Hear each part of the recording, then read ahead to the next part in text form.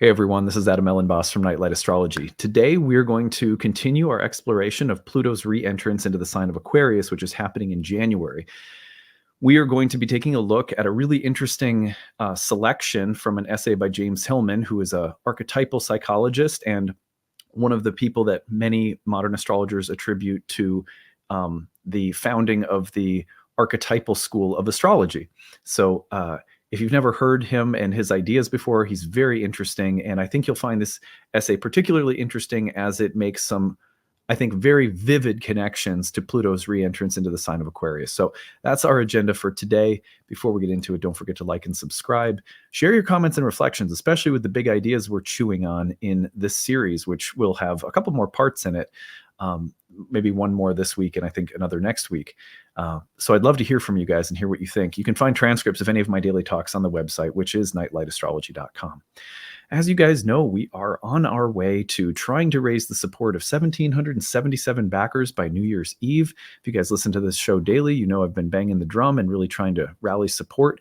You can find the link to the Kickstarter at the top of the comment section, pinned to the top, or in the description of this video. Right now, as of the time I'm recording this introduction, we have 441 backers, which means we still need 1,336. That's a tall task, but I think we can get there. And I believe that there's a lot of things that make the channel worth supporting. I'm going to tell you a little bit about my goals for the year ahead as a content creator and our goals in general at Nightlight, some of the things that we plan to do in the event that we're successful with this Kickstarter. When you go over to the Kickstarter, don't forget that you can pick up a number of different rewards. You can pick up my new book, which is coming out chapter by chapter in the year ahead. There's some readings, there's some lectures, there's your sun or rising sign horoscope for the year ahead. And there's our class bundles, 50% off any of my online programs, which includes our Roots and Spheres Moon Circle, the Masterclass series, year 1, 2, 3, Horary. We have a lot to offer at Nightlight for people who are interested in learning more about astrology. You can also bundle them together and you save more when you do so. So be sure to check that out. We'd really appreciate your support. And today I want to tell you 3 goals that we have in the year ahead, both myself as a content creator and Nightlight in general as a sort of overall astrological school and like all of the services we offer, because I want you guys to know what we plan on doing with the success that we have if we are indeed successful by New Year's Eve. Number 1 is, the biggest one I'm excited about. We got started on this last year, in addition to finishing up our community medicine, our community herbal medicine project, which took a couple of years to build and is awesome thanks to you guys. And we have done some really cool things with that. The Roots and Spheres program has also grown right out of that too, which is really awesome. But anyway, the affordable reading service is, the intention behind it is to create an opportunity for students who are talented and need experience reading for other people to have a platform where they can get paid to do so. And at the same time, they can get paid at a basic, like an entry level, which, you know, many astrologers have to, you know, to gain experience, you may have to set your prices a little bit lower for a couple of years, or for, you know, for me, I did 500 clients by donation. And then I standardized my prices at the beginning of my career. It's done differently by everyone, but this gives people an opportunity to get experience, get paid for what they're doing, which is super important. And then also for people out there to have a sliding scale or an affordable rate. We're still finalizing exactly what it's going to look like, but the basic idea here is that if you get like an industry professional, like a well-known or reputable professional astrologer, reading is going to price a certain amount of the population out of getting that service. We don't think that that should be the only price point. And yet most professional astrologers can't dip below that unless they're doing someone a favor now or then, or they have like maybe a certain amount of, you know, like pro bono work that they do, so to speak. But what this is going to do is it's going to give students experience. And then in turn, it's going to give people who need an affordable price point, that price point that's more manageable, so that people aren't overextending themselves. That's part of our philosophy with all of our training programs, which is why the Kickstarter also supports, when the Kickstarter does well as a sort of sale for the online programs, it also enables us to have a huge amount of students that come to us paying very little, some people like $10 a month. So, you know, the Kickstarter success this year will extend that philosophy into the realm of readings. so that we have students getting experience and people getting an affordable reading service. So that service will hopefully be available in the first couple of months of the new year, but these things take time. So, it'll be there soon though, especially if we meet our goal. Number 2 is rebuilding the website. So in order to host this new reading service, we have to do some pretty serious reconstruction of the website. So that's a big part of it. They kind of go together. If we're successful, we will be implementing this service, making sure students are paid, having to go through a process of training, and then rebuilding our website to host this new feature. And then number 3 is one of the things that we're developing, me and my team, is a bonus series. Now, the bonus series would come on, say, occasional Saturdays or Sundays, and it would be bonus material on the weekends outside of my normal Monday through Friday content, but it would be hosted by aspiring content creators who are Nightlight students or graduates. So there are so many talented people out there, you guys, who don't have platforms. And something I'm really passionate about is I want to see other astrologers who are talented succeed. They need experience. They need a place to share their creative work. So the bonus series will be a way for people to come on and showcase their talent. And it will be in a bonus format so that you're still getting your Monday through Friday, content with me. But then on the weekends, you might get to visit with a cool, talented person you've never met before who has a really fun topic to share based in the current astrology or something else. So I'm really excited about that. That's something we're developing. And we'll be able to pay these people to do this content so that they're getting the experience of being paid for their talent and ability, and that they have a platform where people will immediately be able, a big audience here, right? So people can see their work and then jump over and book a reading with them or support them or follow their work on Instagram. And it can help talented, people who are coming through our programs to have a space to share.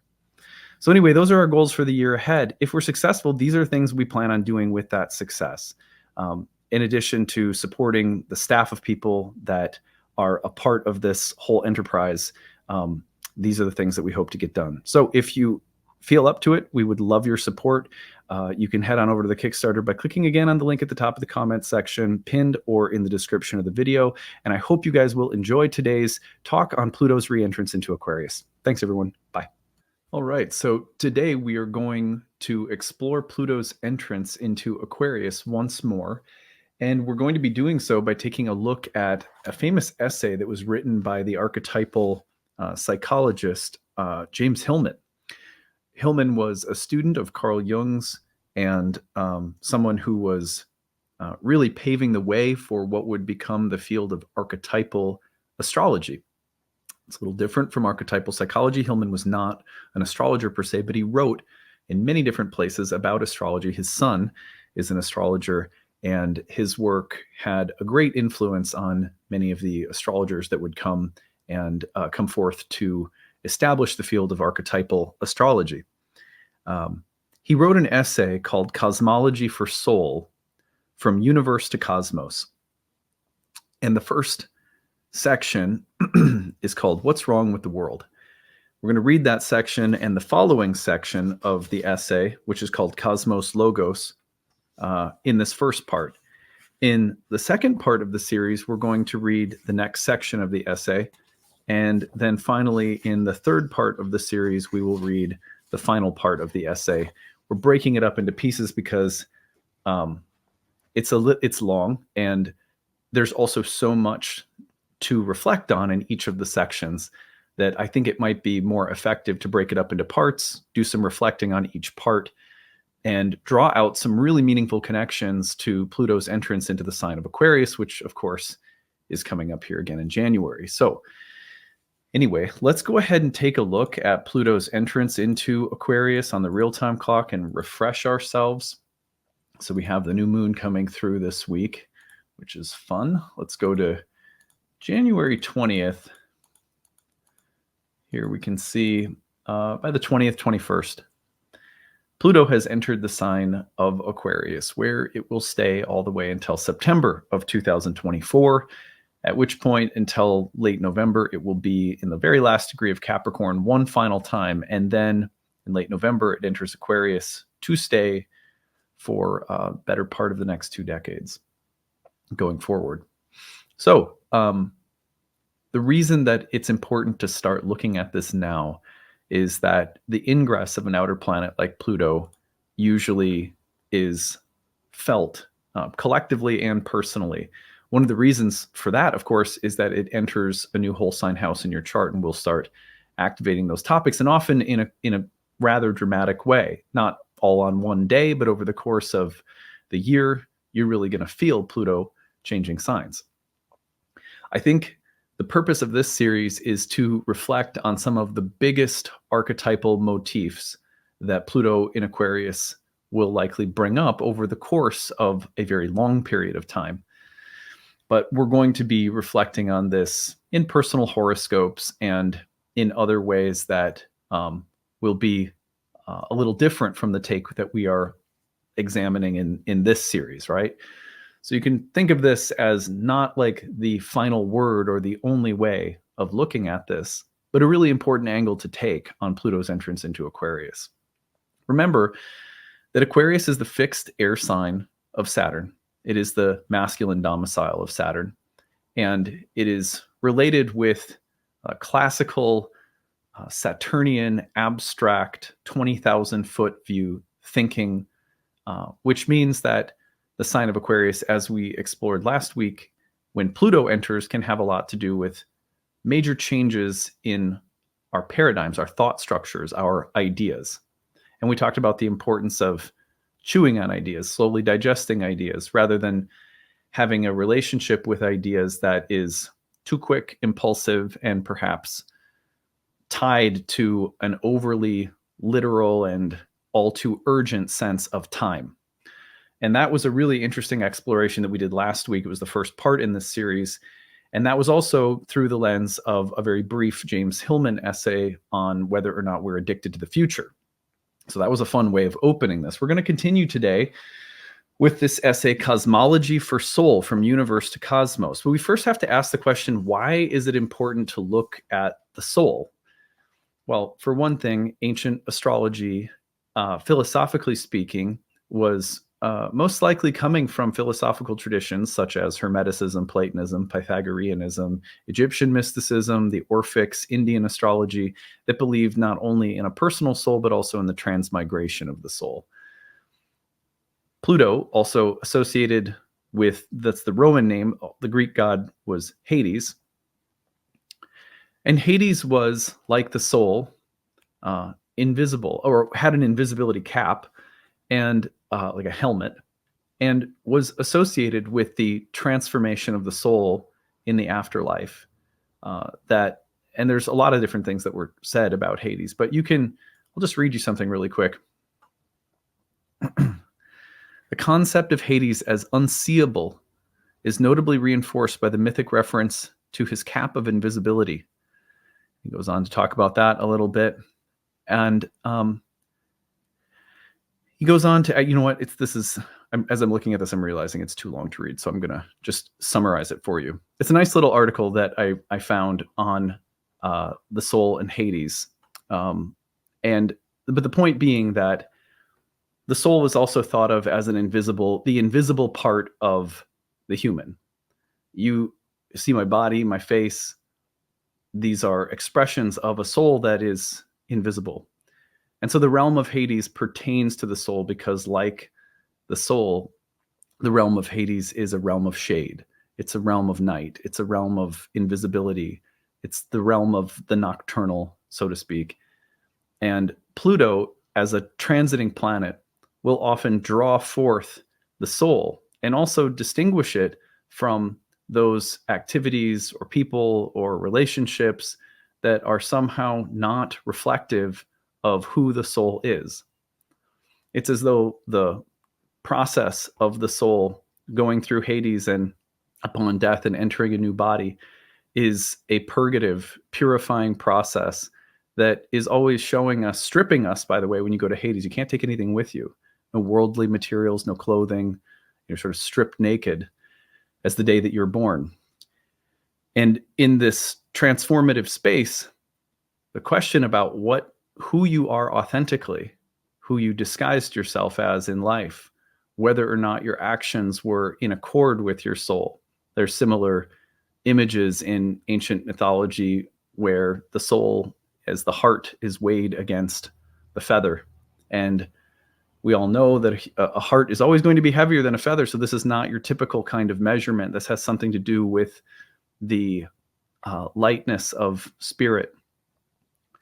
And Hermes, of course, is the guide of souls who can bring the soul down into Hades, so to speak, and back out through the process of transmigration.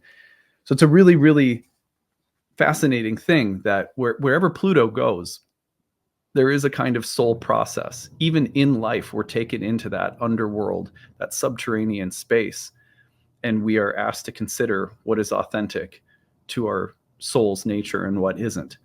We are asked to go through some kind of soul purifying process.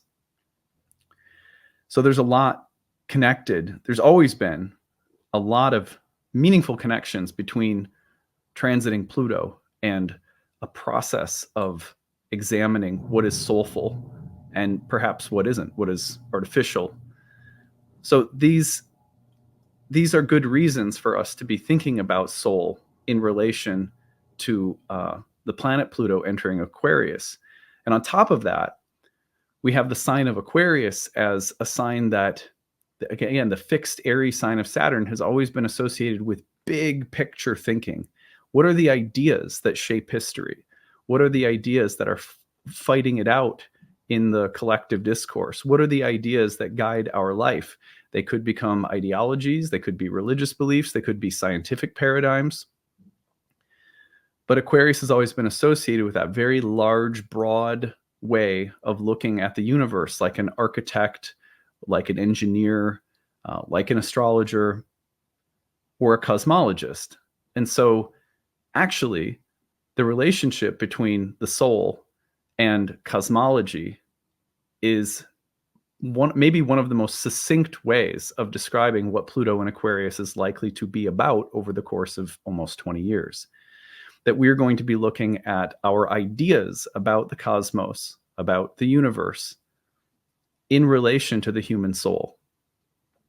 So, for that reason, I thought this essay was particularly fitting, since it is a very thought-provoking essay that asks us to look at what kinds of theories or ideas we have about the universe, about the cosmos, and whether or not they reflect something of the authentic nature of the human soul, of the soul's reality, of the soul's participation in reality. And I think you'll like this, but I also encourage you to think about it, not just agree with it. It's something that I think we miss somehow. We think if someone is reading an essay that they're trying to indoctrinate us. You don't have to agree with anything presented here. However, I do think you'll agree that these ideas are probably really good ones to be thinking about or mulling over, putting in your intellectual or spiritual crock pot, so to speak, and then eventually, like tasting the dish and seeing if you like it or not. So I say that also because, again, people sometimes, when I read things, will think, I have to agree exactly with, exactly what is being shared here or something like that.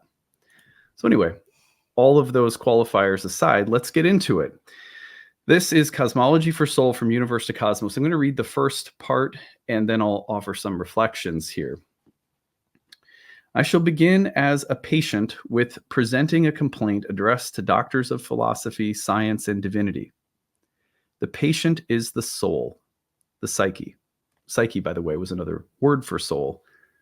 In allowing soul a voice, I follow a rhetorical tradition going back to ancient Egypt and used by Tertullian in his De Testimonio Anime.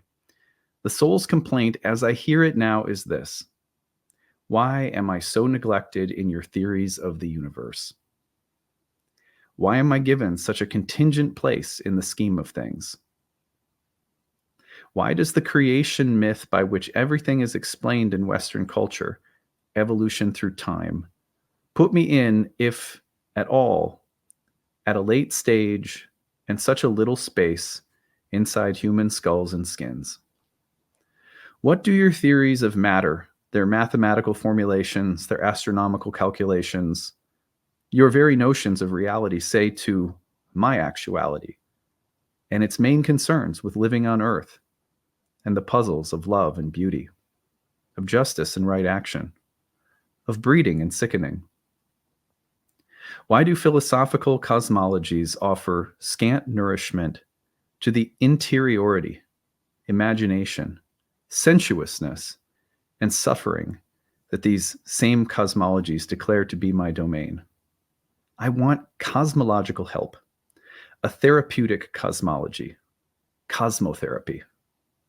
Psychotherapy can never accomplish its tasks with the soul, since the worldview in which psychotherapy works is fundamentally limited by cosmologies that declare the soul to be inferior. Whether these cosmologies be materialistic, monotheistic, evolutional, or idealist, none start in soul. To formulate a cosmology of soul invites three great dangers. Three insuperable monsters guard the gates. First, the demon of the academic method, tempting us to an exhaustive review of the field, showing that all other approaches are faulted. This tempter would transform us into the redemptive hero. Second, the demon of big words, a special English language danger of speaking and then believing in abstract concepts. This wizard would turn us into metaphysical literalists with large heads carved of stone. Third, the cosmological danger, the monstrosity that is the topic itself, this overvalued idea, cosmology, which invites the inflation of embracing all and everything.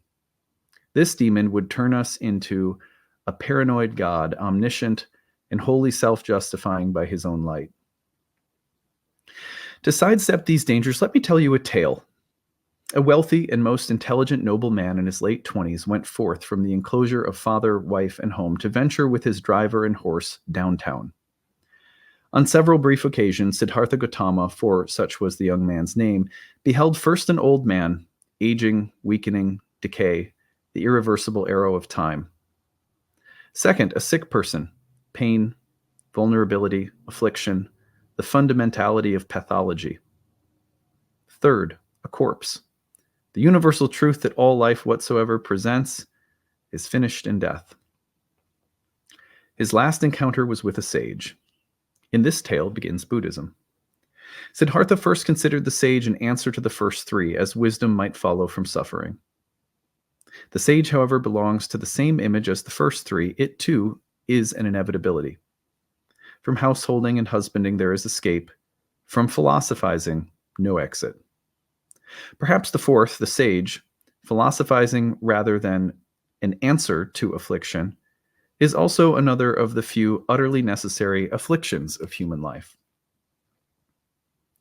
Classical cosmologies usually give answer to the question of suffering in four different ways. They say affliction is not primordial, merely an effect, the result of a cosmological fall or rupture.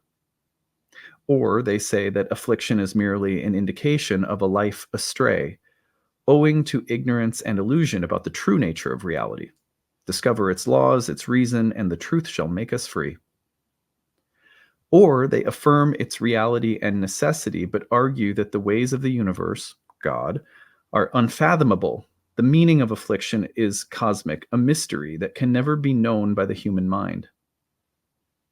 Finally, they affirm affliction literalistically, giving to its own universal principle, Seth, Ahriman, Satan, or the blind chance of Jacques Monod, declaring the disordering principle to be either intentionally evil or unintentionally meaningless.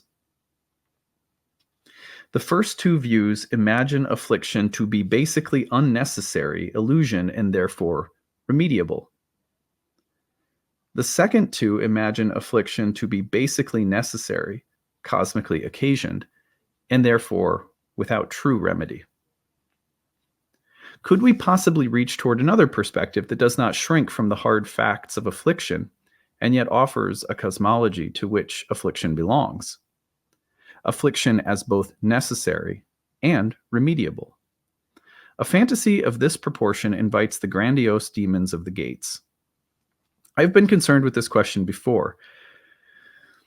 In another previous lecture, what he mentions, I argued for pathologizing as a bedrock activity of psyche, defining this activity as the psyche's autonomous ability to create illness, morbidity, disorder, abnormality, and suffering in any aspect of its behavior, and to experience and imagine life through this deformed and afflicted perspective. I did not then recognize that I was taking up Gautama's question, and that the last two of those lectures may be considered as a response to Gautama's metaphor of the sage.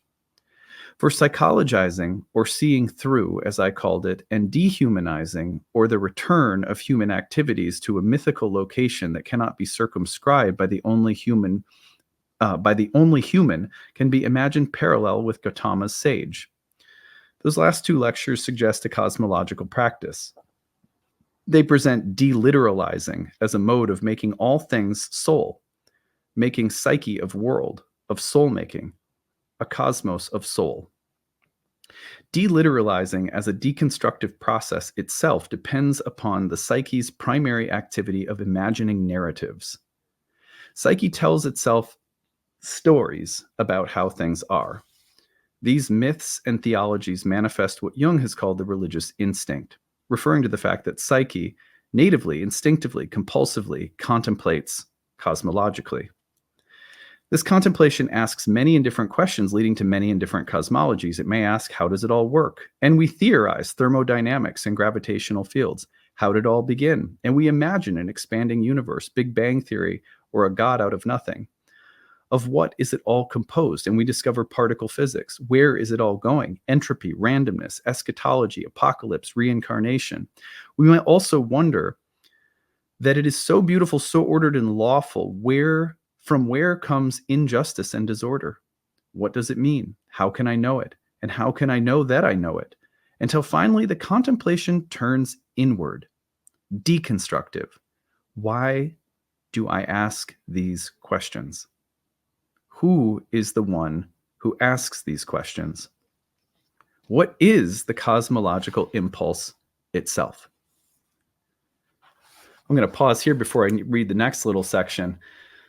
What I love so much about what he is doing is he is moving from he is not saying at all that cosmological or philosophical or even religious answers to our biggest questions are bad or wrong. Instead, he's saying that they present us with different worlds that we can inhabit because the imaginative aesthetic of those worlds that are themselves answers to questions that we ask are appealing to the soul. It's like, I want to live in the Big Bang universe because there's something about that that's very beautiful and interesting to one person. Whereas another person wants to live in the story about the fall of mankind that comes from some original Edenic state and a movement through history toward redemption, personally and collectively, because he would say there's something beautiful and imaginatively compelling to the soul about that explanation. And for him, we live in a universe that is big enough and rich enough and diverse enough and mysterious enough that it can somehow provide us with, validate, and cooperate with our desire to live in and through a variety of different paradigms that somehow speak to the soul. Isn't that beautiful? It's like a pluralism of answers and worlds that somehow all exist as a part of an archetypal tapestry. But what he wants to remind us of is that it is an archetypal tapestry.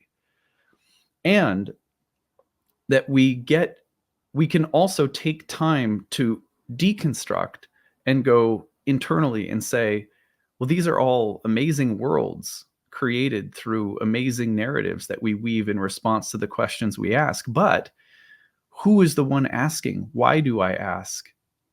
Right? And that question from his perspective takes us into the very nature of the soul as a participatory, imaginative being who asks questions and lives into the stories the answers provide and tests them out, learns and lives through them. With that kind of awareness, he believes that we would also take our answers and the paradigms that emerge from our answers less literally. On the one hand, to do that, people immediately say, well, that means there's no objective truth. But what he's asking us to consider is that rather than thinking about truth as objective, think about it as relational, think about it as participatory.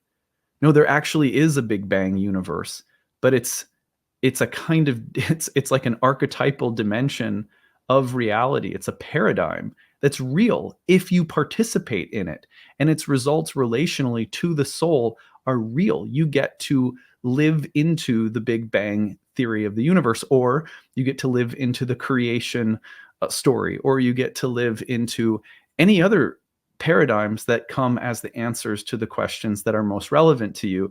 And the universe is somehow so intelligent and beautiful that it's like this matrix of possible realities that all have their own ontology and validate the soul's aesthetic interest in participating in such ways. That's so, to me, that is so profoundly inspiring, because it takes away the impetus for my participation to be valid. Those that somehow don't cohere or live in the same world that I'm in must be wrong. And then there needs to be a defensiveness, and then there's judgment, and then there's war, and so many things. Now, practically speaking, there are going to be conflicts between paradigms.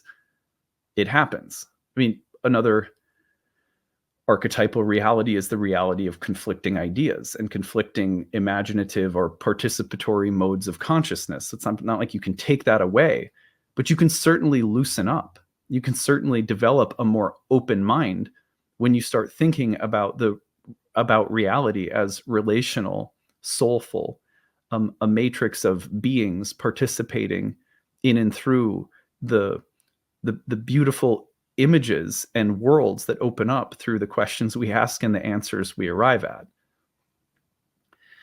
This might sound like very kind of high-minded, dissociated philosophy, but this is the realm of Aquarius. It is the realm of the biggest ideas that capture our imaginations and tell us where our place is in the family of ideas.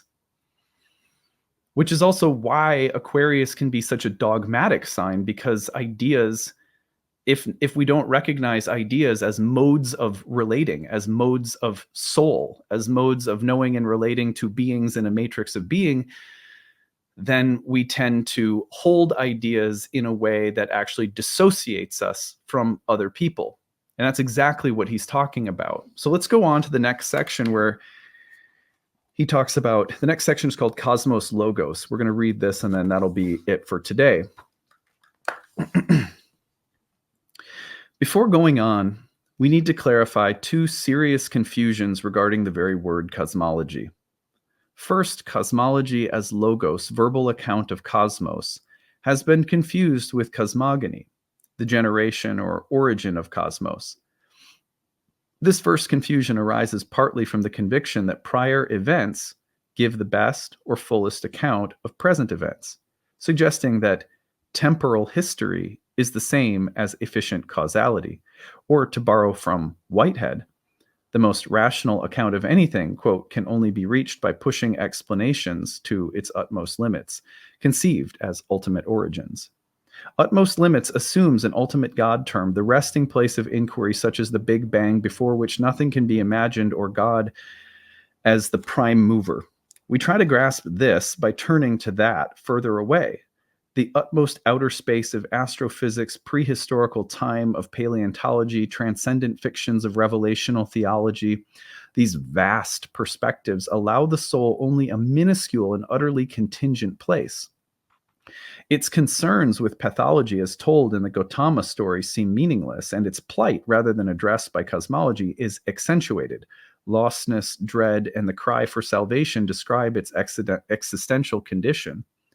And psychology, which cosmogony either reduces or ignores, is expected to find remedy for the disorder cosmogony has brought about.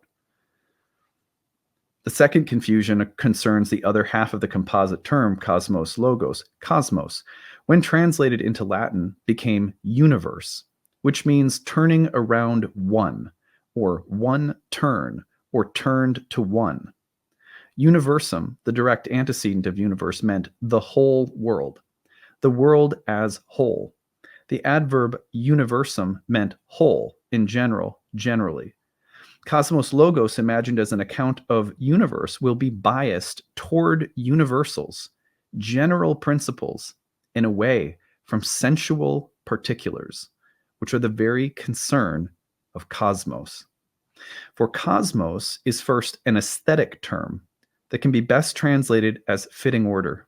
Therefore, it is equally a moral term used, for instance, by Aeschylus for good order, good behavior, decency, and by Homer in the negative katakosmon for bad order, shamefully. Liddell and Scott give such translations as becomingly, duly, decently. Other connotations are discipline, form, and fashion. A second group of meanings refers especially to the world of women, where cosmos is used for ornament, decoration, embellishment, dress, and is descriptive of sweet songs and ways of speech. The verb cosmos means to arrange, adorn, furnish. Our word cosmetics is closer to the original atmosphere of cosmos than is the Latinate universe. From the perspective of the Greek word, the physical world is an orderly arrangement, a display of palpable things, and so it may be conceived as a whole universe only because of its aesthetic and moral fittingness. Without these sensual echoes, without the aesthetic and moral connotations contained in cosmos, the word today refers only to a vast gas bag, outer, empty, spacey, cold, while the logos of the cosmos, cosmic, is without sweet song. By this I mean that the mode of adequate response to the world as universe is to seek sufficient explanation. To the world as cosmos, to seek sufficient appreciation. See how he's talking specifically? He's talking about universe being something that's more abstract and cold and mechanical and has to do with what is the objective truth, whereas cosmos is a way in which we arrange an understanding so that it is morally, aesthetically pleasing and relationally validating, that it's a view that validates the place of beings who relate to other beings in a universe or a cosmos that is seen as alive. First and foremost, not mechanical, but alive. The monistic and abstract Roman term actually divides the truth about physical nature from goodness and beauty. Universe splits into separated realms what is supposedly being held by it in unity. And our modern cosmologies are forever attempting to reconcile aesthetics with ethics, and each with truth as understood objectively, scientifically, without moral or aesthetic implications. The word cosmos emerges within a polytheistic context. It makes no monotheistic demands for reduction to unification. Yet cosmos holds in orderly arrangement what universe cannot. From the perspective of universe, an orderly arrangement depends on the logic of whole and part and their external relations. Phenomenon are imagined within the universe as a whole.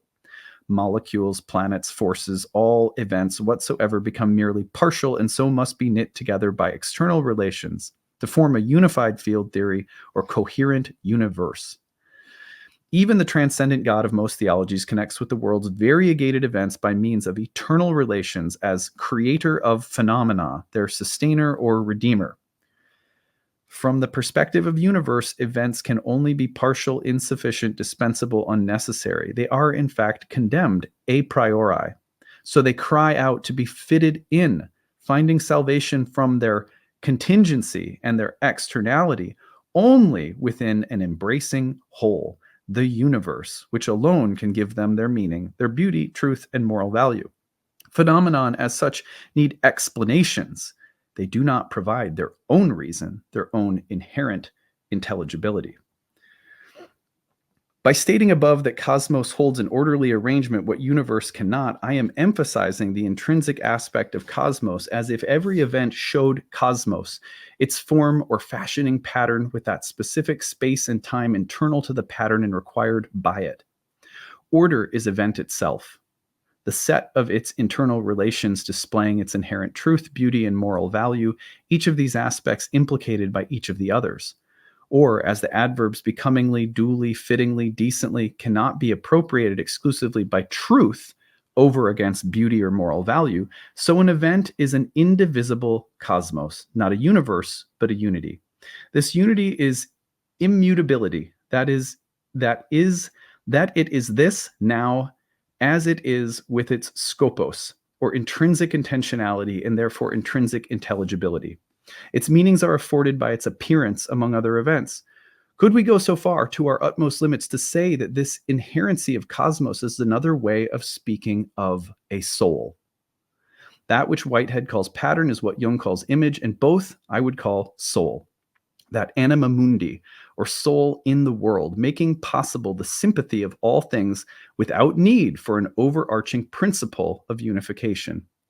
In preferring eachness to wholeness, I come back to William James's pluralistic pragmatist universe. He writes, "For pluralistic pragmatism, truth grows up inside of all finite experiences. They lean on each other, but the whole of them, if such a whole there be, leans on nothing.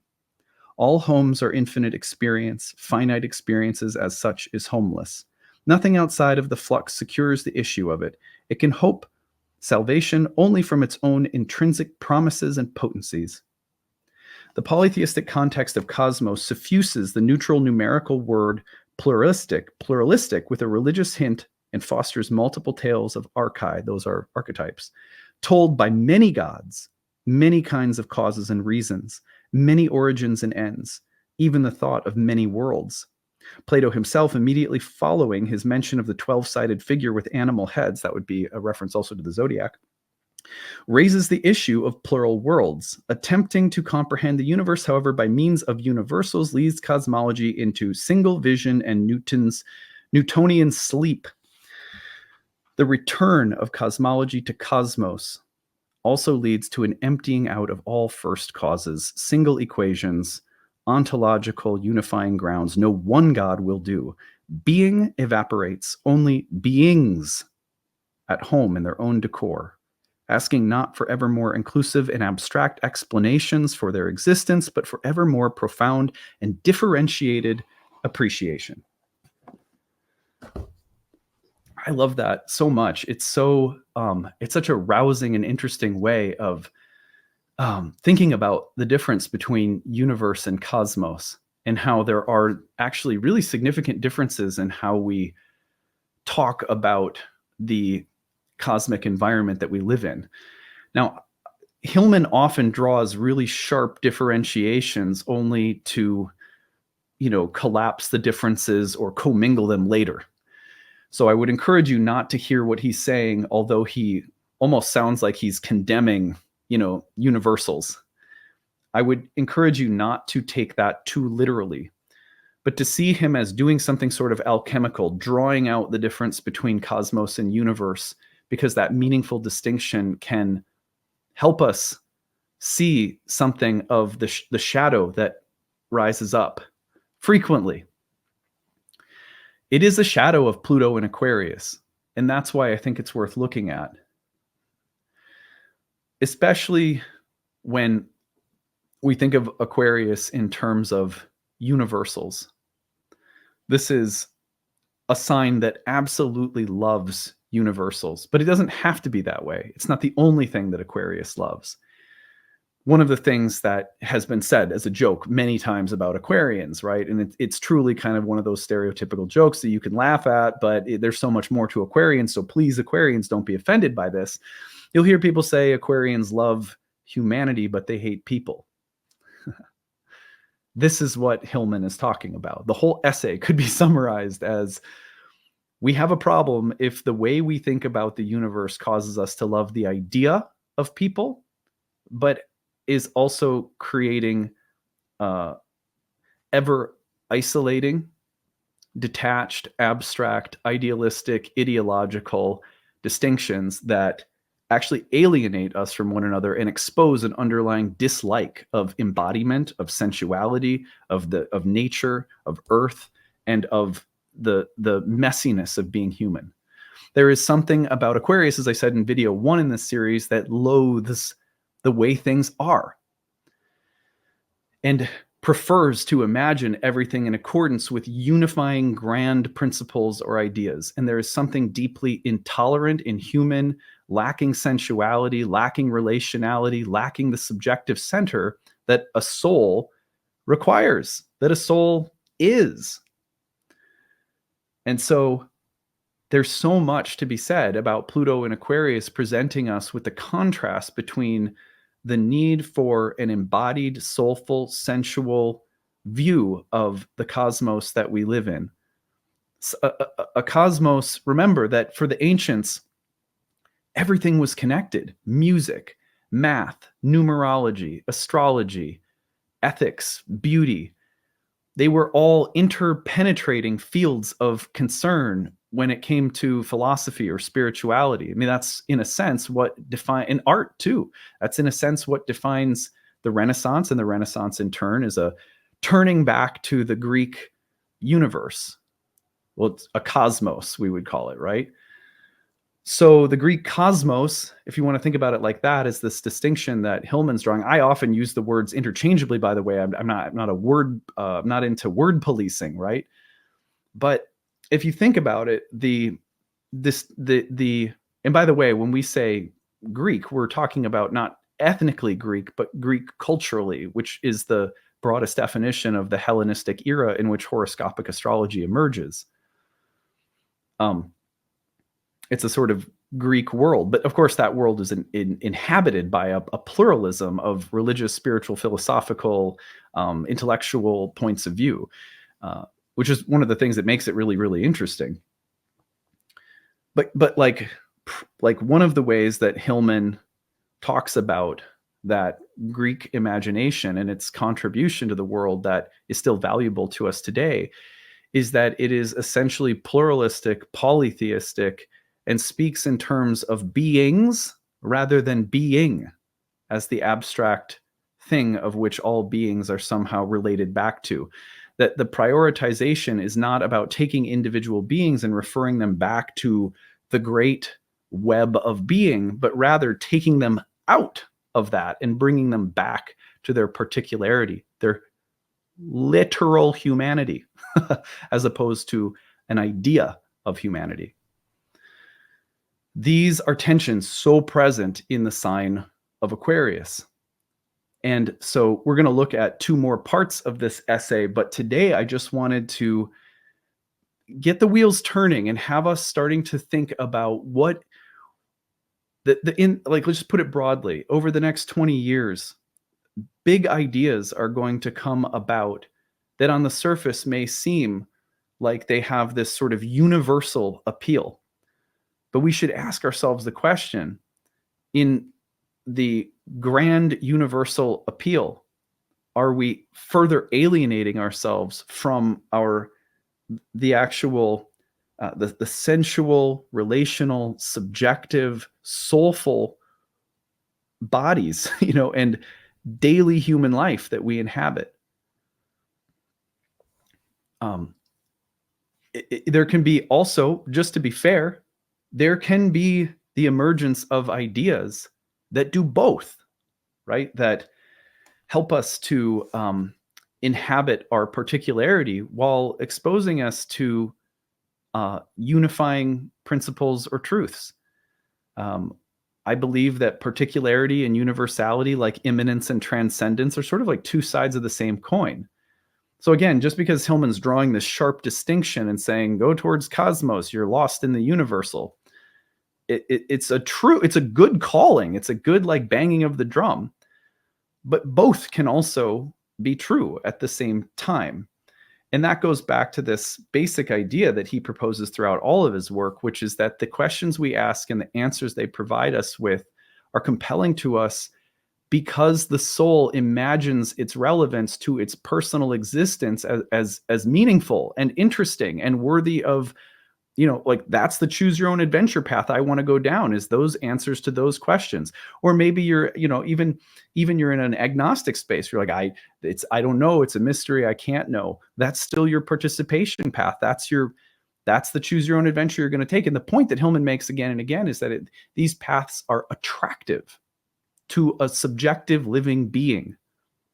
They're not just objective answers. They are modes of relating and participating in reality.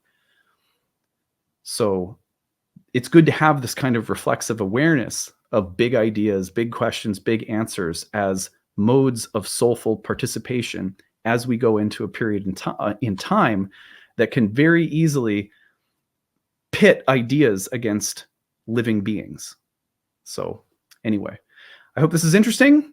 Food for thought. A lot of like, so yeah, leave your comments. I'd love to hear from you guys. Don't forget, we are trying to reach our goal of 1,777 backers by New Year's Eve. We are almost, we're moving along nicely. We still have a ways to go. You can find the link at the top of the comment section, pinned or in the description of the video. Head on over, help us support and reach our goal of 1,777 backers by New Year's. Pick up 50% off any of the programs that we have. Get a 4-class pass and bundle them together, and they never expire. You can gift one to someone else. Those take it up to almost 75% off. So some great deals. We really appreciate your support. If you enjoy this channel, if you enjoy the work that goes into creating this content, then we'd really appreciate your support. And thank you so much to everyone who's already donated. And we will see you again later this week for part 2. Take it easy, everyone. Bye.